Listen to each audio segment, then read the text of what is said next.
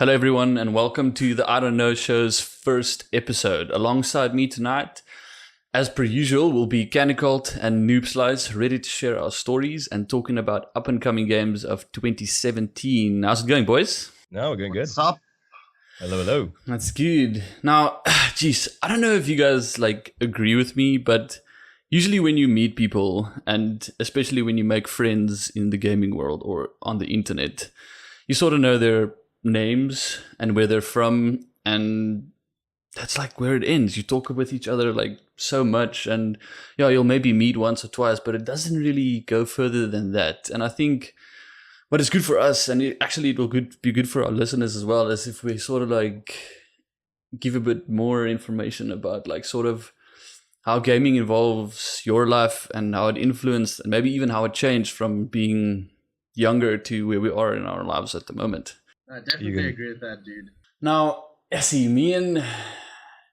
we met way back when, Dylan, before I met Candy Cult, me and Noob Slice knew each other from, was it Call of Duty?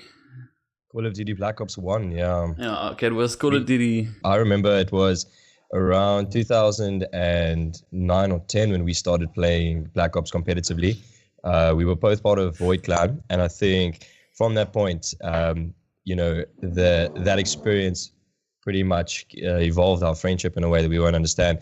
I remember Void started with their first team that played Premier League, and Luan came along and somehow heard about them probably through the competitive groups or through the Telkom DGL, and basically approached the captain of Void and kind of said, can I maybe help out with the clan and start a second team, and really went towards working towards the organizational aspect of that. And we started the second team.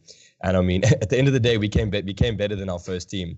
So that was actually pretty amazing. And it was a great experience because that was my first real taste of competitive gaming.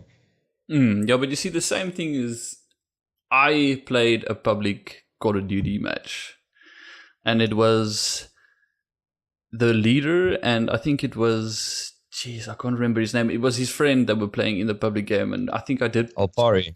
It was Alpari, and it was Cody that was in the game, and they told me you're not bad. Let's recruit you. And coincidentally enough, me and Jordan met the exact same way. Instead of playing, Beard sort of snuck his way in there. Yeah, you see, I'm like a worm. You can't get rid of me. But to take it back a bit more, when I was very young, my first gaming experience that I can truly remember is when PCs first came out in South Africa. This was way back. This is the 90s. My father bought a Windows PC when it was still one of those white big ass screen boxes things. And there was a screensaver. Let me see if I can find the freaking name of this thing. But anyway, he worked on the computer. We weren't really allowed to do anything because I was 9 or 10 years old. And we were only allowed to play around with the screensavers. Now there was this screensaver about this little guy that was stuck on an island. And what they did is, instead of making it a screensaver, they made it a little bit of interactive. So you had this guy stuck on the island, and you can throw rocks into the ocean and try and get the coconuts off the tree. And that's sort of where I took to the gaming thing. And from there it went obviously to PlayStation, and from PlayStation it went to PC. And the older I got, the more intense and competitive wise. And only till late high school I really learned about competitive gaming. I don't know if it's different for you, but for me, yeah. No, well, I remember, sorry, Jordan, but my first actual, I want to say exposure to gaming must have been Windows 98. I mean, I was born in 94. I'm 22 years old. So, for me, I was not born in the golden era of gaming. I didn't go through the 80s rush of gaming, where gaming actually became a thing and it became a concept, and where computers developed beyond, mathematical calculation, and actually became more recreational tools. But my experience started on the PlayStation 1. It was, my more serious gaming, experience. But Windows 98 Incredible Machines. That was the first game that I ever played. I don't know if either of you guys know that game, but you had like a bowling ball, you had little pipes and pumps and gizmos and doohickeys, and you would have to build this machine that basically caused the objective to be completed. So to get the basketball into the hoop, you needed to link up these chains and these conveyor belts and these batteries and those kinds of things. So obviously a very educational, problem-solving kind of game. So you had a PC when you were smaller? No. This was my father's PC. Oh, no, we all were, started because of our fathers. I mean, That's where my PC gaming started, was like for real, was after the year 2000. My mother came back from America with the PlayStation 1. And this is before it had released here in 2001. So I was the only kid with a PlayStation. Like, I was really the tits. So that was the Crash Bandicoot, What about Silent you, Hill. Jordan? Actually, funnily enough, Dylan, I've also played Incredible Machines. I think it was a Sierra release or something like that. And it had like a little yellow mouse and a purple fat dude. I remember playing that as well. It was quite interesting. Very educational. Yeah, you might be old, Beard, but we are more informed. I cannot remember this whatsoever. I've never in my life... Incredible Machines. It sounds familiar, but I've never... Like I said, I didn't really play computer games. Like, my first real gaming was on the PlayStation. My father used the computer for his business stuff, so we weren't really allowed. I think my first computer game I played was Duke Nukem. Well, a lot of the things that I ended up playing, I think it was also the family computer kind of thing that everyone sort of used. And my brother had a lot of MS-DOS games. And I can't really remember anything much about them. There was something that I played that, my brother showed me how to play. It was very close to Commandos or something like that. I think it was called Syndicate. Similar kind of vibe.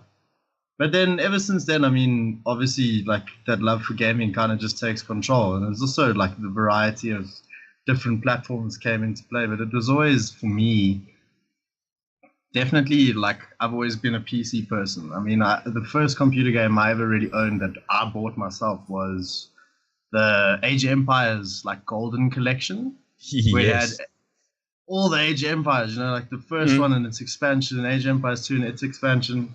And, like, that's where it started for me, really. It was always, like, my love for RTS and soldiers and history and all that stuff. And, I mean, now you get it on this, like, virtual reality kind of plane where you can control it and almost be immersed in it.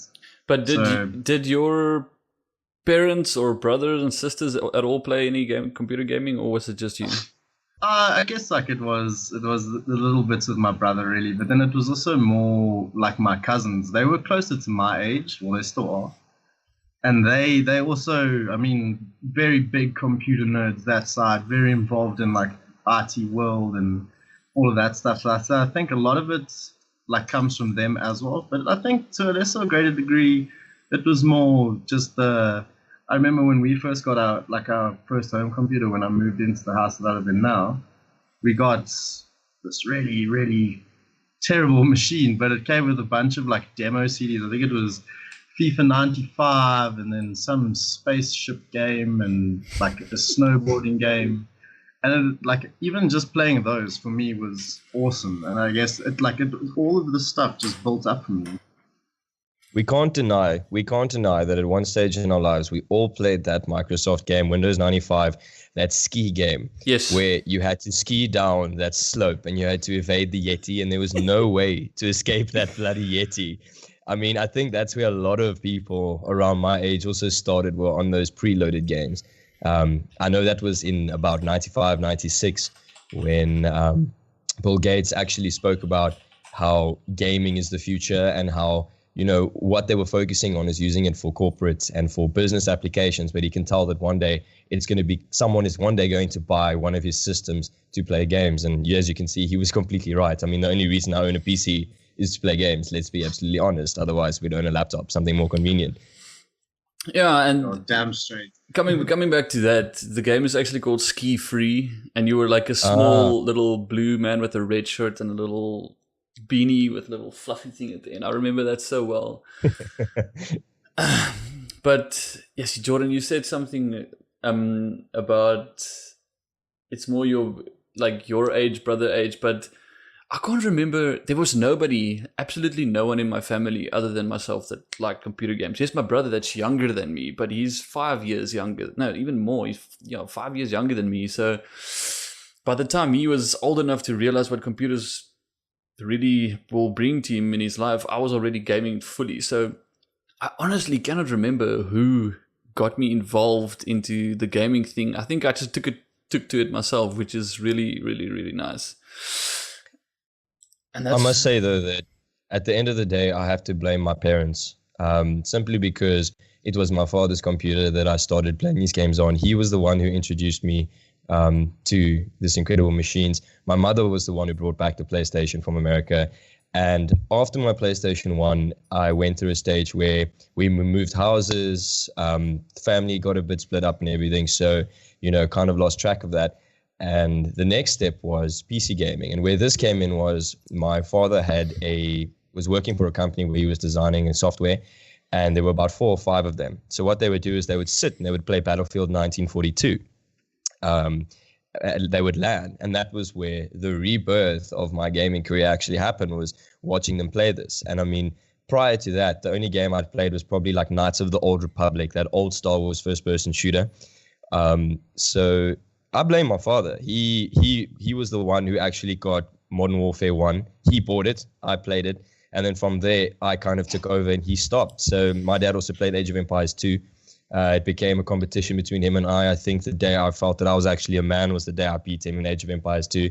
So, I blame my father. Like, Dad, if you're listening to this, congratulations and thank you. I owe it all to you. You can't necessarily blame him. You can thank him for introducing this wonderful thing. And I said that my father didn't play. And coming to think of it, my dad he sort of like goes to bed early and then he wakes up at like early mornings and then he'll work. And he went through this stage where he was like ridiculously addicted to Commandos. I don't know what about it. Was that the game where you played as one of the 5 classes, and it was almost like XCOM, where it was a turn-based game? Yes, no, it's not turn-based, but you have like 5 military people, and you have to like sort of complete these missions in like the World War II era, and not set the alarms off. Yes, I remember that. My father played that as well. Yeah, I know exactly what you're talking about. And to think of where it went from Commandos and where we are today with games, I mean, it's such a freaking big leap. People always say, look at the movies from the old days and where they're now, like stuff that I think games progress a lot faster than movies do, in my opinion. I remember when Age of Empires 2, when I just bought it, I remember my brother was finishing his studies and I brought it home, and obviously like my folks were talking about it. They're like, oh, this is a bit inappropriate for a 7-year-old, like, kind of thing. And taking over the world as a 7-year-old, man. Oh, dude, I started young. The plan's still in motion. We're working at it, but to be continued. I can't really give too much away on the podcast. Hey guys, what are we going to do tonight? Same thing we do every night. Play Counter-Strike. But like Beard was saying, like how games have progressed. I remember my brother saying to like my parents, going on about that intro video of Age of Empires 2, where I think it's 2 kings playing chess or something like that. Yes. And like how that video was done, it was the best graphics the world had ever seen, like prior to that video. Yeah. And I just remember like thinking about it the other day, playing Age of Empires myself, just at home, getting a bit of that nostalgia, thinking to myself, like, wow, you look at the things we play now and like the things that are coming out, like everything, it just gets better and better. And it's extreme where it's almost like it seems like a reality in front of you, like at your fingertips in a sense. But I think that is what the aim is, like, or people desire reality, but they don't you won't necessarily die in it. And that's why I think game developers and movie developers try to make it as realistic as they can, because that will make the viewers and the players actually feel more involved, and it will feel more realistic. So kudos to them. Well, obviously, you want to play something where you can actually respawn, not walk outside respawn, you know. But I'm a gamer. I don't die. I respawn. I mean, there you go. But is it just me, or when I watch old movies, let's say from the 90s, and it's, say, for instance, a sci-fi flick, I struggle sometimes with the shitty graphics. Like, I don't know why, but I find it easier to play old games with crap graphics than it is for me to watch movies with shitty graphics. Can I tell you what it is, Beard? I think it goes across. This is just my opinion, obviously, but it goes across all types of multimedia in the sense that if you watch a movie from the 80s or the 90s, that movie was novel in its time, especially for special effects, for one, or practical effects, and secondly, that it was probably the first movie of its kind. We're living in a world now today where originality is very scarce. It's very difficult to get something original. You watch, let's say, for example, in my opinion, the original Alien series. Directed by Ridley Scott. My father still talks to me today and says how he was leaving high school and that movie scared the living shit out of him. Yes, yeah. And that was one of the first real Alien trilogies. Well, now a quadrilogy, but one of the original trilogies that came out, and people were exposed to the concept of aggressive aliens and battle royale to survive an alien invasion or an alien attack. So the same is happening with gaming. It's very difficult to find a game that is unique. You look at first-person shooters. Even if you look at, as an example, you look at Overwatch, which is what I play predominantly nowadays, it's when you play the game and people want to learn about the game, they ask you, so what can you kind of relate it to? What can you tell me about the game that can give me some type of idea? Then you tell them it's basically if you take Dota 2 with the different hero ability mix and team composition, and you put it into the team gameplay of Team Fortress 2. Like, you can tell that to someone, and then you can immediately tell that there is a lack of originality there because they've taken elements from different games. Not putting them down. What they've done with those elements has been fantastic. But across movies and across games, it's very difficult to stay original. Yeah, like it's not a game. It's by itself anymore. It's an adaptation of two other games, basically. Exactly, but a very good adaptation. Big up to Blizzard. I love you guys. If you ever listen to this. But at the same time, don't you guys think, like, obviously there's that lack of originality, but you end up playing something. I mean, you play something for the first time, right? I mean, when I first started playing CSGO, everyone, like, I mean, in my mind, it's a first-person shooter. How hard can it be? I mean, I've played COD, I've played this, I've played that. Like, I get the concept of it. You point the gun at someone, you click, and you kill them. It's that simple. But then, obviously, like, I mean, like that base concept, that what I'm trying to say is that, like, that base concept that sort of gets applied from one game to another gives you that sort of base sense to, like, actually play the game, and then more playing it over time, you learn the mechanics and understand that, okay, I can't run and shoot like I could in COD. I have to stand still and do that kind of thing. So I guess in a sense, in my opinion, like that sort of, I mean, obviously we want something original and new and something we're not used to, but then we also have to sit there and sort of relearn something from the start of it. And saying that, it helps the developers a lot to have that base, because it gives them more room to remove the whole learn how to play this type of game from the scratch type of thing and put more gameplay and more story into the game instead of having this huge tutorial to teach you the game. So I think it helps. Granted, that doesn't apply to Counter-Strike though, because Counter-Strike is the game you have to learn from scratch.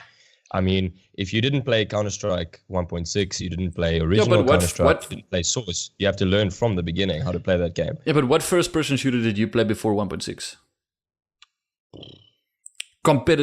Multiplayer competitive first-person shooter. I can't think of anything. What is it called now? Now you see, now we're at one of those awkward Quake. Points where Quake. Maybe Quake. Yeah, I would Unreal Quake Tournament. as well. An Unreal Tournament. But that was a different kind of skill. That was a game that was innovative and groundbreaking in the sense of physics and how they were able to then capture particle physics. That's another example. Quake and Unreal Tournament is the same game. It's just different names. I mean, Quake, you run around jumping through the air and just spamming bullets, hoping people will run into them. Unreal Tournament, you have guns that shoot orbs the size of the person, and then you jump through over the map, over everyone, just shooting these orbs, and then eventually one will hit someone and you get kills. I think but that's not giving the game enough credit. I mean, no, of course. What I'm saying watch it competitively. It's unbelievable. But watch from where it started, and the new one, Quake Evolved is coming out, I think in 2017, and they made it into a competitive this year, actually in this millennia, it's possible to play it again. And I think that's brilliant. I flipping enjoyed Quake so much that it actually drove me nuts to not play Quake. But anyway, getting to what our mission is tonight, we sort of, just to let all the listeners know a bit more of what we planned, all three of us picked what we think will be one of the most anticipated upcoming games of 2017. Not necessarily all in the same genre or console and all PC, but it might be what we personally think, in our own opinion, what we want, or what we are looking forward to. And I think it's good for us to maybe like shoot off and start with Star Citizen, and that will be Noob Slice's field. So shoot us off, tell us about the game, when it's available, etc., etc. Field is yours, boy.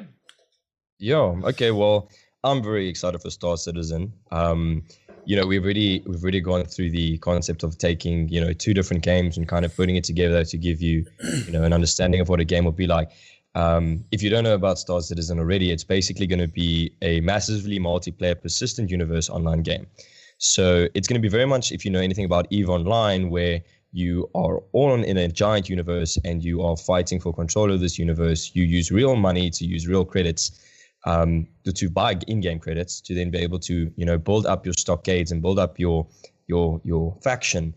It's going to be one of those things, and it's driven by a dynamic economy system. And so it's going to be EVE Online mixed with a first-person shooter. I mean, they themselves, the developer, Chris Roberts' company, Chris Robert himself, has developed multiple games, really awesome games that I loved in the past. He kind of said that the first-person shooter mechanics are inspired by Rainbow Six, Arma, Counter-Strike, and Killzone. So it's taking the space simulator aspect of games, putting it into a massively multiplayer online experience, and combining that. And they've released a gameplay demo recently. And the greatest fact about this game is that it's completely crowdfunded, completely community-driven. And when you watch how they've demonstrated this game, is they'll have two players inside and outside of a building, and they'll have these two players playing, and you'll see a complete synchronization between the two players. So the power and the idea of being able to be in an ever-expansive, procedurally generated universe. Okay, let's not mention No Man's Sky, please. To have that, and then to also have a single player and co-op multiplayer campaign within the same game is just unbelievable. It's unprecedented in terms of games. So as we were talking about, where games are coming or reaching, the point that they're reaching technologically, they're basically going to host a universe. Okay, but individuals I'm going to interrupt you. Tell me quick, like there's this new term in my life, at least, where people use the wording pay to win. Now, you mentioned that you're going to use real money to buy real credits in order to increase your Starfleet size or your ship size or your whatever. Is it going to be yet just another game where the rich people will buy everything and all the newcomers with no money that's trying to play this game, but they don't have cash to just spend on ships and guns and armor and etc., and it will take that gaming experience away because we don't have cash to actually spend on the credits? Well, the way I see it, how they've structured the game is that to buy into the game, you actually have to purchase a ship. So your entry into the game, as far as it is now, I stand under conviction, but to basically gain access to the game, you spend, I think, $24.99 and you get an entry-level ship. And like any other game of this type of magnitude, which has a dynamic economy system, there is a way to be able to traverse the universe and to interact with this economy and with these people to be able to build up your own net worth. So while people might say, okay, pay to win, the rich guys come in and they're going to buy a fleet that's large enough to wipe out half the universe, then do you know what? See it as a challenge rather than as an obstacle. Because for me, I also think about this, I also, as gamers, everyone can relate to the money issue and how, if we had all the money in the world, we would be running dual Titans with 4K resolution. That's what we would be doing. But I see it as a challenge. I have a mate of mine who's really trying to get me on board with this game. And once I've upgraded my PC, I'm definitely going to do it. But I see it as a challenge. I see it as an opportunity to start with a ship, meet up with him, and do what we can to amass wealth and to hopefully recruit people, because I think what they're trying to do is, by making it community driven, they're trying to make it realistic and how social systems and political systems work. So for example, continue. If I had to start Star Citizen and I got every one of my friends to buy a ship, what I would do then is I would go online and I would do my best to recruit as many people as possible with these starters, and we move as a group of maybe 10, 15 people. Then we go and people will give us things that they need us to do. We'll go find resources, we'll sell those resources, we'll amass our wealth, and then we'll build from there. That's actually the experience for me. I don't want to be dropped into a universe where I've got the second most powerful ship and there's probably only 1% of the player base that can destroy me or can stop me. So yes, there is always that worry, but it's like World of Warcraft as well. I mean, are you going to buy World of Warcraft and immediately boost your character to level 100, or are you going to grind? It all depends on how you want to play the game. So yes, that's a worry, but I don't see that as something that's going to deter me from playing the game. It's going to be something that's going to keep me coming back. Is there levels? Keep me trying. I don't think that there's a leveling system. I think, again, it's sort of like EVE Online, where so you won't have a leveling system in the sense that you need to be level 30, say, pilot, in order for you to fly this plane. As far as I'm aware, I don't see that happening. I see it as it being currency limited. So it'll be you certain guns, weapons, armor, ships, rovers, or on land, vehicles. All of that has to be bought from some type of in-game corporation, and that can be put into your loadouts. And if you've got 6 or 7 players, you can put your money together, or you can, like I said, earn money and then become a force. I mean, I'm a mercenary at heart. If I had to play this game, I would be a mercenary. I would go and, blow up other people for money and hopefully not get blown up myself. So, I mean, guys, just go check out the trailer. Go look at the demonstration. Just look at, they've obviously given this guy a lot to start out with, the guy that they're demoing with, but, the experience itself, to be playing something so novel, will be worth it in the end, even if you're not ruling the galaxy. Yeah. Dell, I just wanted to ask, dude, you said like a dynamic economy, and from what little bit I've read about Star Citizen, it said that there's going to be, and I think you also mentioned yourself, like the mining of minerals kind of thing. Like how like this dynamic economy thing, how would that work? Do you have any idea? Well, basically, it's also referred to as a synthetic economy. It's an economy existing in a virtual world, okay? And so it's all based on trade, on virtual goods. So like anything, the developers will set a price. They will set base prices. There will obviously be NPCs, non-playable characters, that will be your vendors that you'll be able to go and purchase these things from. Ships will obviously be able to be built from, you'll have to buy a blueprint, you'll have to buy the necessary parts, all of those types of things to build the thing, and you will be able to buy ships, completely built. As far as I'm aware, I am speaking under correction because I have not yet played the game. I have not played the alpha. It's in alpha at the moment. So I'm only speaking from my experience and what I've seen.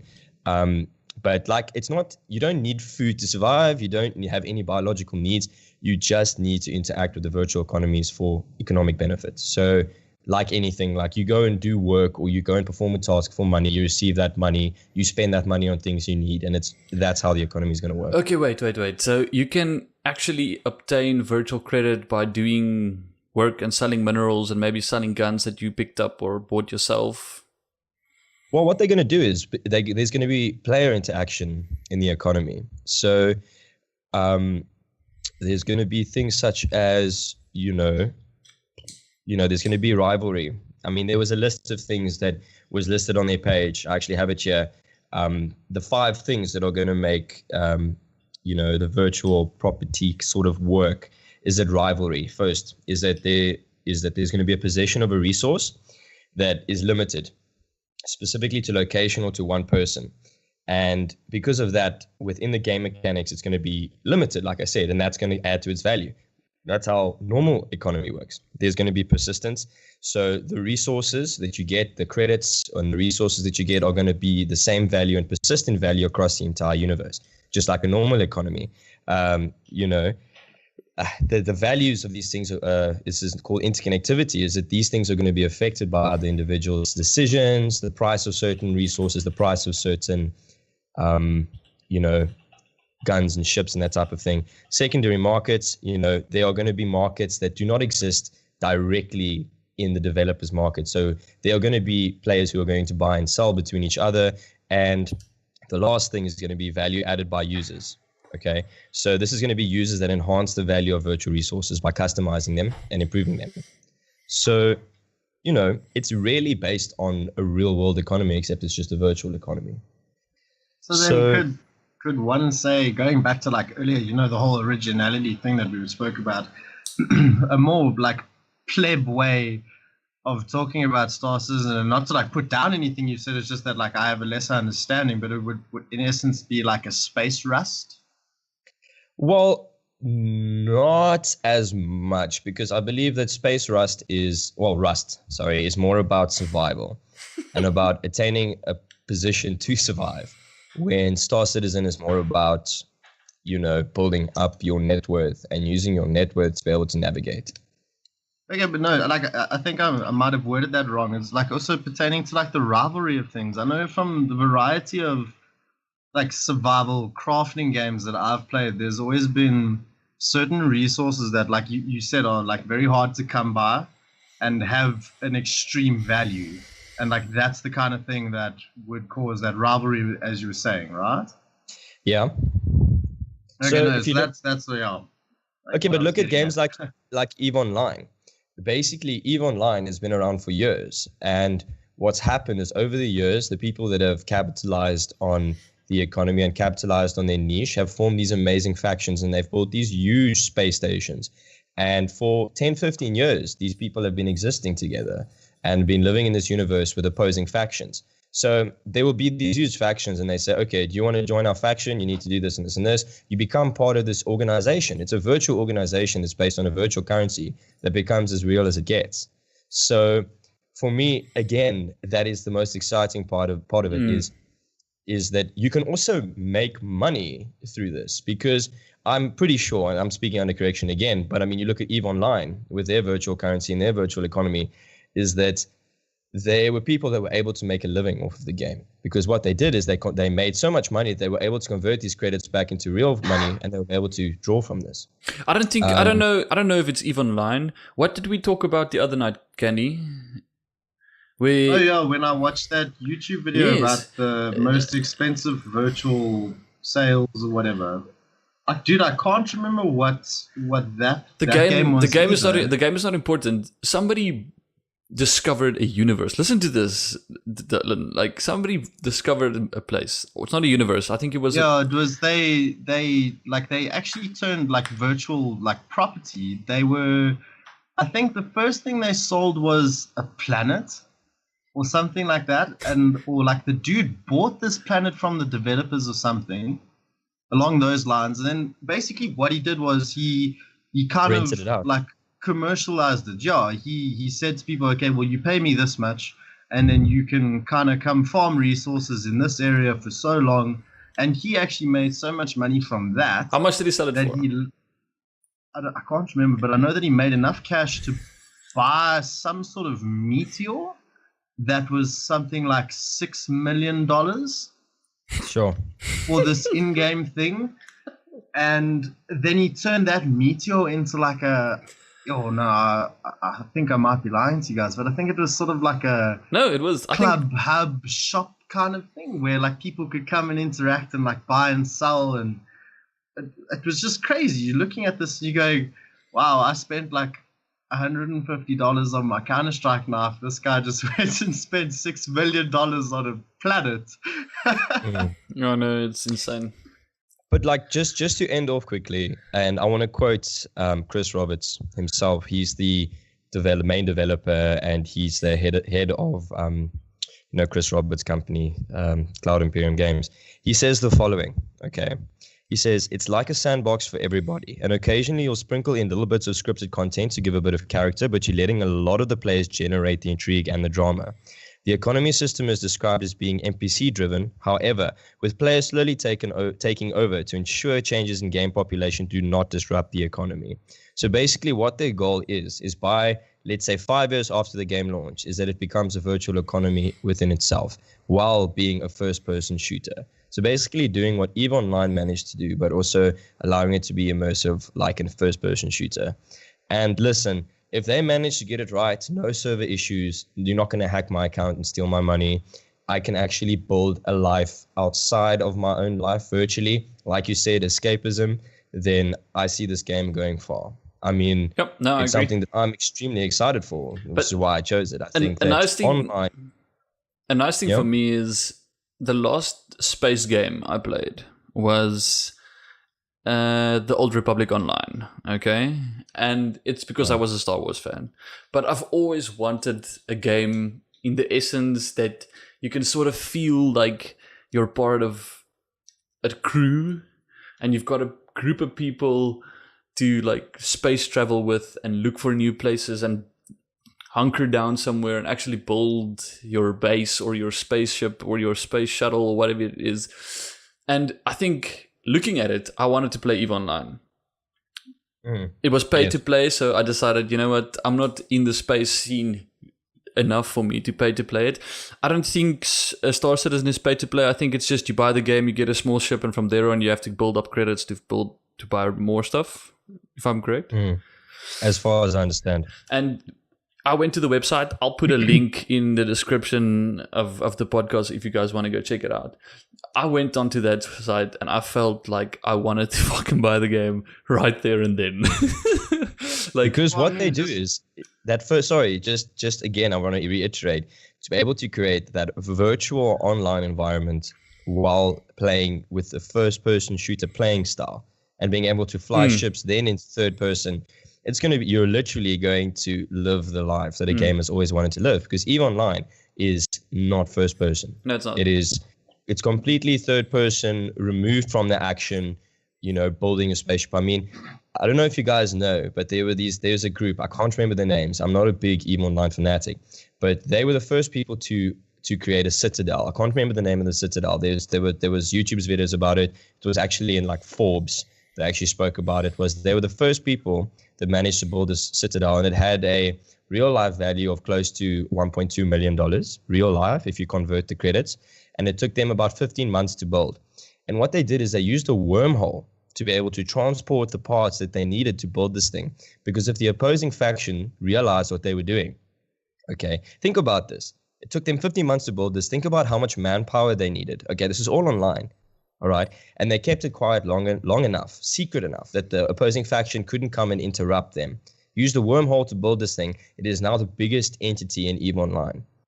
That for me is we've reached a level of innovation that is amazing. We're going. And if you can put the first person shooter element in, last say on it, if you can put that first person element into it, they've done it. They've created a game that I will probably play until the day that either me or my computer explodes. No, you wanted to say, Candy?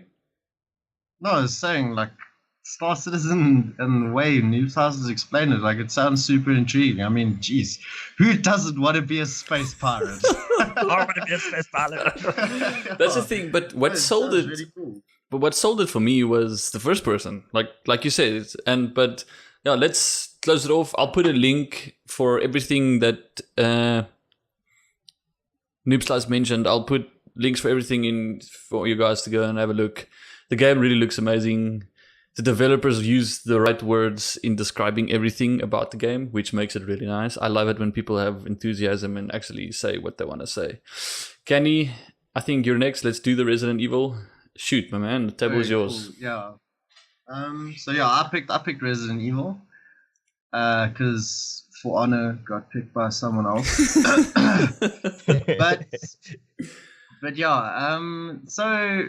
Like I did my research, and then I thought the biggest thing was, I mean, this is scary. You can read about it and whatever, but it's not going to be scary reading it. So I went and I watched a lot of the like actual gameplay of the what do you call it now? Now that I've been put on the spot, my brain has stopped working. The actual demo that was released, and that's called The Beginning Hour, the teaser.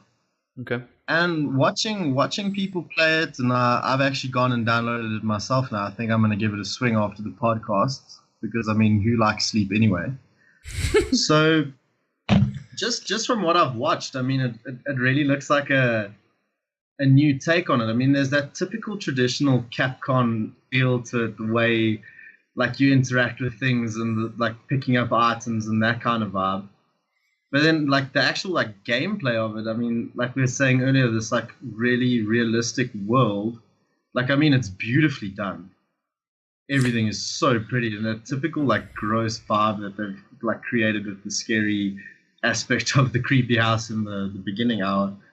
And then also just like watching people's reactions. I mean, it's got a really cool feel to it. That typical like jump scare every now and then, but there's other aspects of it. I mean, one thing that I noticed in a lot of the gameplay was you can bump into things. Like everything isn't like set in place. Like guys were bumping into tables or bumping into chairs or kicking empty cans across the room and actually giving themselves fright because the environment that they've immersed you in is actually so creepy that you actually start scaring yourself.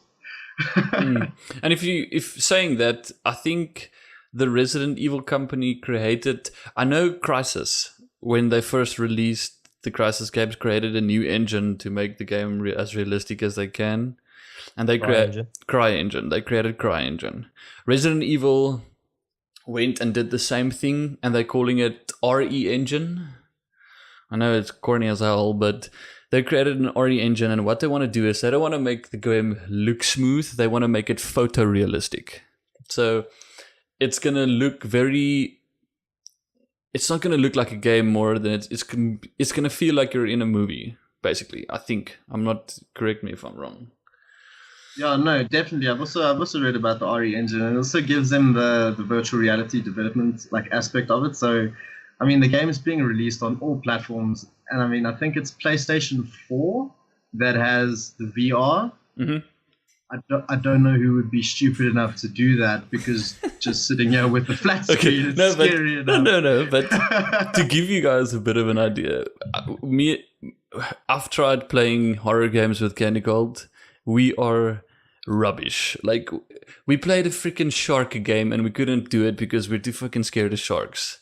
Like, we tried the horror thing, and I think if you're a real big horror fan, this is the way to go. This is the one to look forward to, in my opinion. I mean, it looks insane. Yeah, definitely. Me and Beard aren't exactly the bravest. Yep, not at all.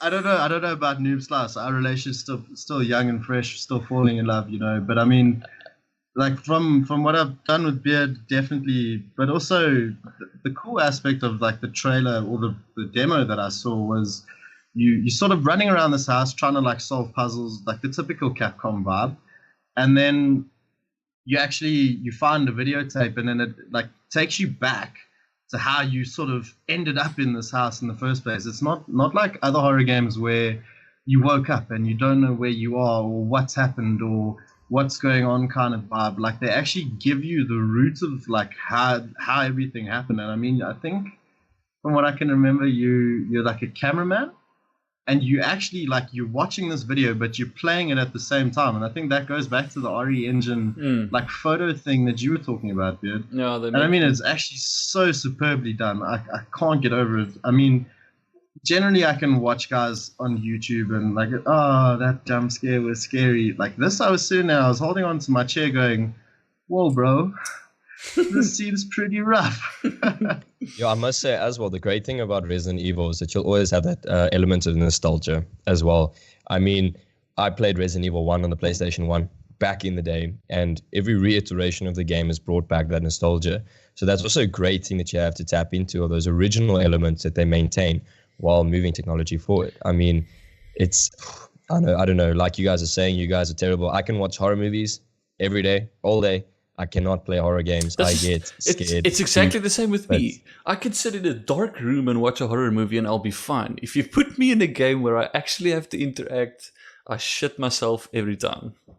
Because you know why? Because it's all about immersion. That's what gaming has become. It's about being immersed in the situation. And you feel that whatever outcome falls upon this character is going to fall upon you as an individual. So you get a fright, you freak out, you slam your keyboard down, you flip your screen, you flip the table, you walk out, you know, because it's happening to you. And the thing is, like, going back to what we said earlier, they also went and changed it from, if you know Resident Evil, it's always been third person. You play from like slightly behind the character and you walk around shooting zombies. They've gone and they made That's it worse, dude. Yeah, when they come no, behind you, but and you they've- see it before you can shoot them. Okay, but think about this. They've made it first person now, okay? So instead of watching the zombie come behind you, now you're walking down a black alley, dark alley as hell, and you hear them behind you. Which is going to be worse? Actually seeing them or just hearing them, not knowing how far they are? No, dude. As much as I want to play this game, I don't know. Oh, jeez. I'll do it in the day. No, dude, even like you're saying now, like those sounds, like I encourage everyone to go watch people play it on YouTube. I mean, go to the Capcom website and the actual Resident Evil thing. Like I'm sure Beard will put a link in the description. No, I'll put a link in. Whatevs. Like I mean, even the way the website's done, like it's this sort of like I don't really know how to explain it. Like it's an it's an interactive movie vibe. Like if you move your mouse, everything moves. It's like really nicely done. But it's even just from like the audio just from there, and then like the audio from the actual gameplay. Not only is this like pretty creepy world that they've created, but like the audio of it as well is so beautifully done that, I mean, you're saying like you're hearing that zombie now, even just from the demo. I mean, it's this old creaky wooden house, and just those footsteps that you hear of someone walking around that's not you, just adds to that fear. Like, I mean, dude, I cannot get over it. It was the first time I've sat on the edge of my seat, like watching someone play something. Oh, well, that's good. That means they're actually accomplishing what they want. Oh, no, dude, like, round of applause for Capcom for that, dude. Tommy Candy, do you know the release date by any chance? It is in January. Yeah, January the 24th, 2017. And it's Sweet. across all platforms. All platforms. I don't know what we're doing on that day.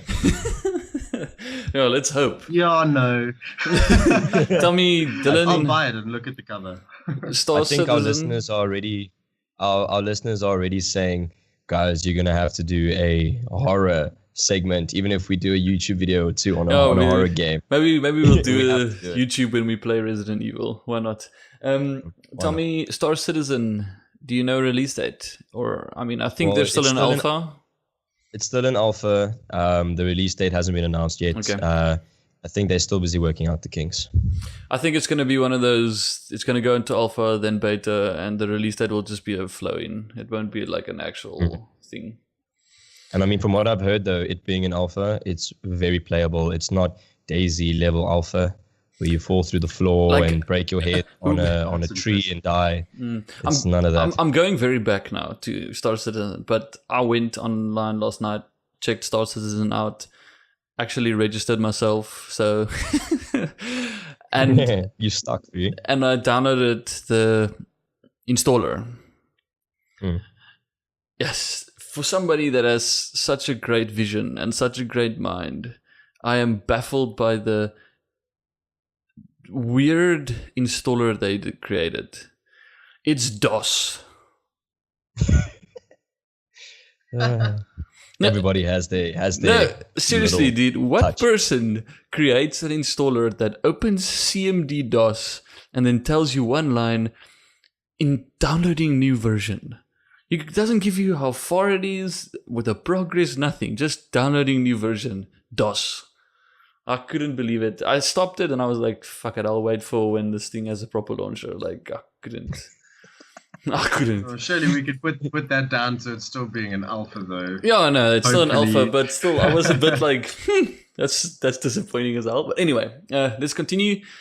I'll give you a quick thing about For Honor. I don't know, most of us know what For Honor is, but I'm going to tell you anyway. For Honor falls into the genre of action / hack and slash. So it will be an action game, but it will have that whole, you just kill as much as you can kind of vibe. So basically, a cataclysm struck a millennium ago, destroying all civilization in the game world. And from these destructive ashes, the knights, the Vikings, and the samurai rose again.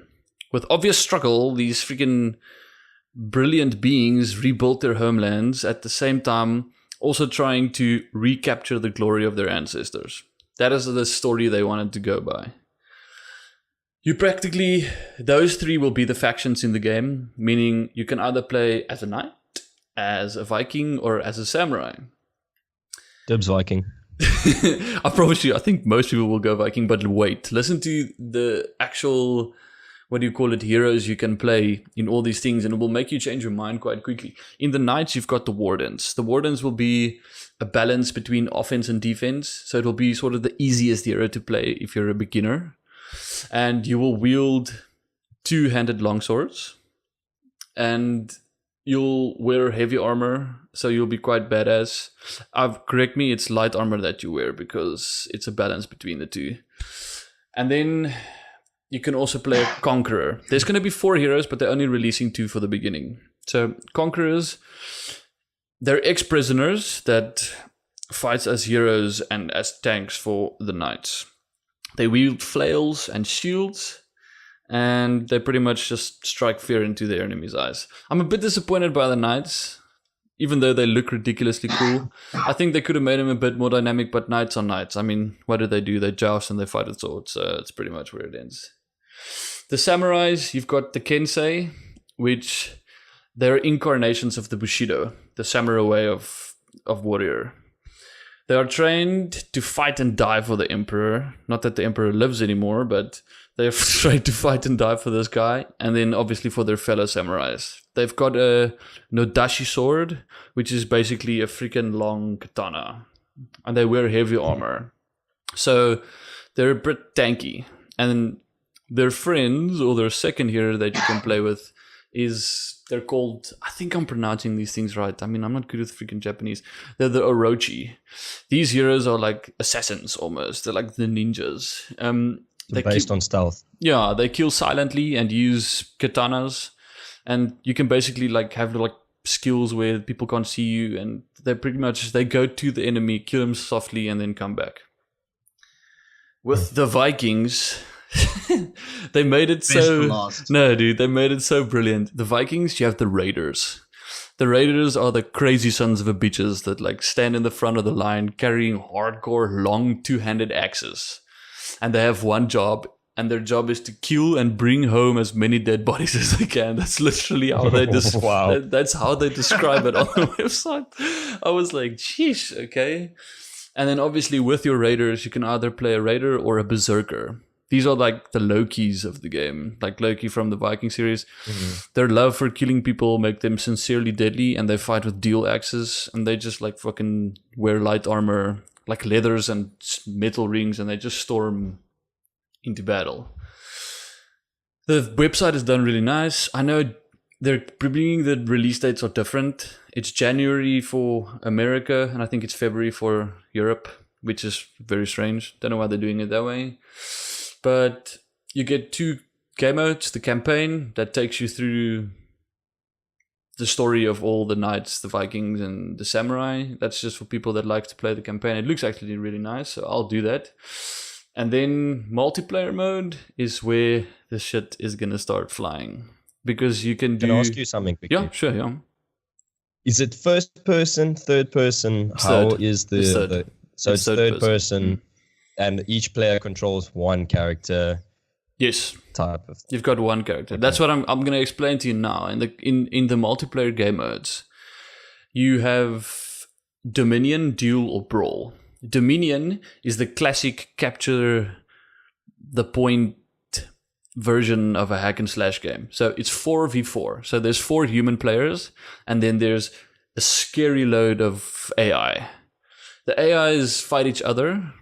And you, as these 4 heroes, need to kill as many AI as you can, but also kill the player heroes to bring down the morale. And if you capture all the points and you've taken the morale completely away, you win the game. So it's like Battlefield, but badass. It's Battlefield with swords and shields. It looks insane. Epic. Like, it really looks ridiculously nice. The dueling... I actually have I know nothing about this game, by the way, so I'm very intrigued. Like, go and check it out. It is... I think it's gonna be like my new game. Like, if this game turns out to be what it is, like, my gaming is gonna change forever.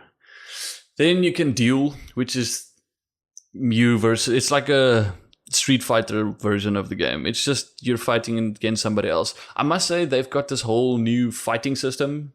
It's not turn-based, but if your opponent reacts, you sort of have like 2 seconds where you can either block, slice before he does, or it's very intriguing. It's actually, they've gotten through a lot of detail to make the fighting system in such a way that you don't just click and press buttons and then the one that does it the quickest win. It's actually, there's a bit of a strategic way of doing it. So that fighting mechanic is really dynamic. From what I've also seen, it like it's really, really well done. Like it makes it seem like you're not playing a game. It's like you're almost that dude fighting, almost in a sense. Yes, that's the thing. They made it very realistic, which is a duel with 2 people. Yeah. So it's just you and your friend fighting 2 other guys and hoping that you prevail. And it's quite cool. I mean, they've made the fighting style of each of the factions a lot different. So you can't you can't just go and play Viking, learn how to play Viking, go play Samurai and click and move the same way, because they're not the same. Samurais fight different than Vikings. No, not at all. So in essence, you impossible. can't like button mash. If you learn your Viking well enough, you'll be able to. But when it comes to the fighting one-on-one with a different hero, it's not like that. They didn't design it like that. The game is essentially... Yeah, sorry? Have they managed to design the game in a sense that you will have to consider who you're fighting against, in the sense that you'll have to adapt your combat to be able to almost understand how your opponent works in terms of their, I don't know, let's say you're playing against a Viking and you're a knight. You kind of understand how a Viking works, and you use that to your advantage to be able to alter your gameplay. So it's a very diverse, very it's a hack and slash with a bit of strategy, because you can't just run in with 2 knights and hope you're going to win. Because if you're in the Knights faction, you sort of need a Warden and a Conqueror, because the Warden will keep the guys busy with his slow-ass hitting with his longsword, while the Conqueror just tanks it and hits everybody with a flail. The same with... I mean, have you ever seen a knight fight of samurai in real life?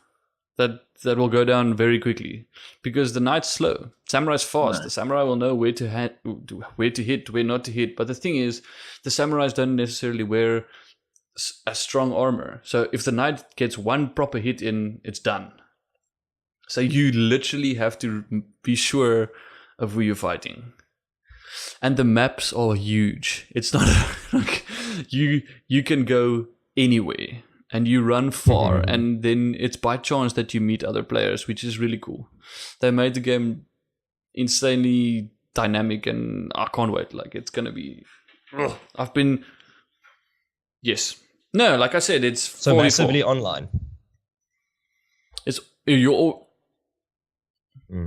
Okay. A bit. I wanted to. Sorry. Can I go?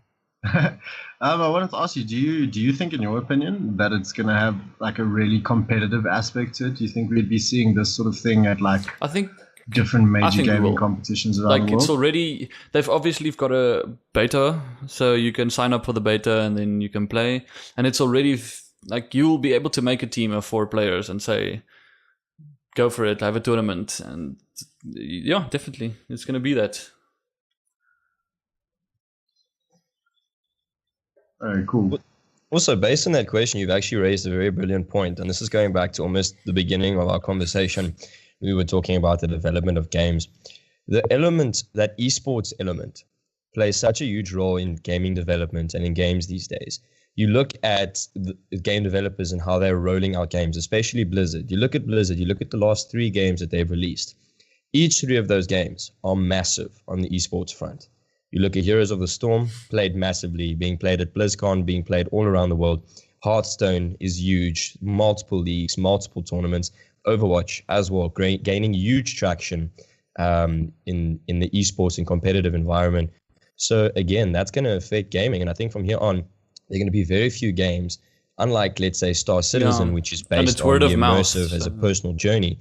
But, other games that are going to... Exactly. It's what my love for Counter-Strike and for Dota 2 specifically, came out from, watching the professional players and saying, you know what, I want to be like them. I'm going to go and play 6 hours of Counter-Strike now because I just want to be able to peak banana that little much better, by what I've just watched.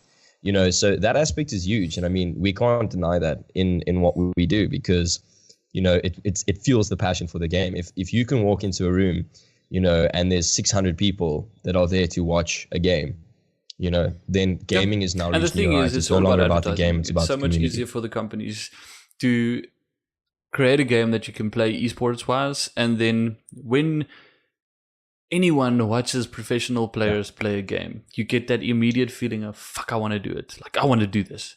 So they go buy the game and they start playing and they start spending money, and it's all esports is the way to go because it actually gets people to not just sit at home and play games, but it wants you to perform at the game. And I want you to be better at the game, which is good. And I think we're going places with the gaming. And I'm looking forward to the next 10 years when it comes to my life as a gamer, especially. I mean, we met over a competitive game. Sorry, Jordan, but I mean, it's all good.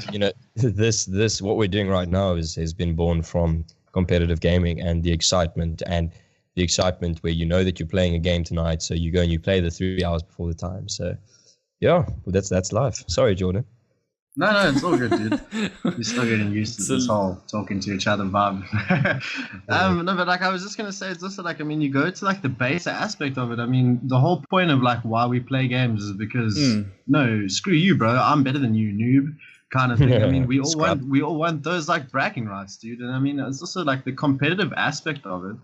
That's how Beard said, the advertising, it encourages us to play. I mean, there's all these cool points of being in a team and performing and winning trophies and all of that. But I mean, as a gamer, it's basically you sitting there going, I'm better than you. It's about identifying yourself within the game. Oh, but it's good. I mean, I think what is very nice for me is gaming went from people sitting in a garage eating McDonald's and playing evil creature games to, if I play a competitive game and I'm really good at it and I stop playing that game for 3 months and I come back, I'm not going to be as good as I used to be. Gaming has become a freaking sport, and as much as people don't want to believe it, it's true. Gaming has evolved into a way different thing that it used to be.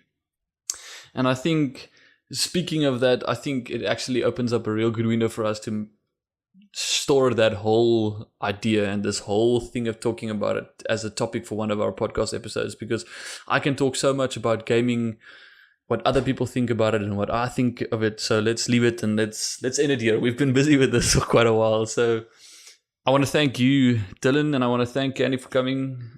Yeah. I'm very excited for what we're going to do, and I enjoyed it, and I'm sure you guys enjoyed it. Yeah, thanks for the chat, Jez. It was actually really cool. Yeah, actually, it was, got to and learn it a bit more actually, about the you nice guys. thing is it takes us Thanks, out of this community of just playing games and just talking, and we're actually having a conversation, and it's going to be a weekly thing, so get used to us.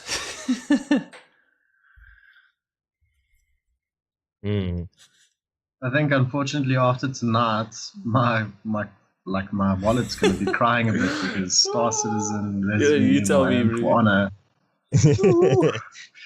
Well, my girlfriend's not going to love you guys very much. I've got a wife and a kid, if you cause me to spend this much money. You're going to have to take one for the team. She's looking at me right now with a stare. But anyway, thanks for tuning in. Thanks for listening. Thanks. Appreciate it. And we'll see you guys next week.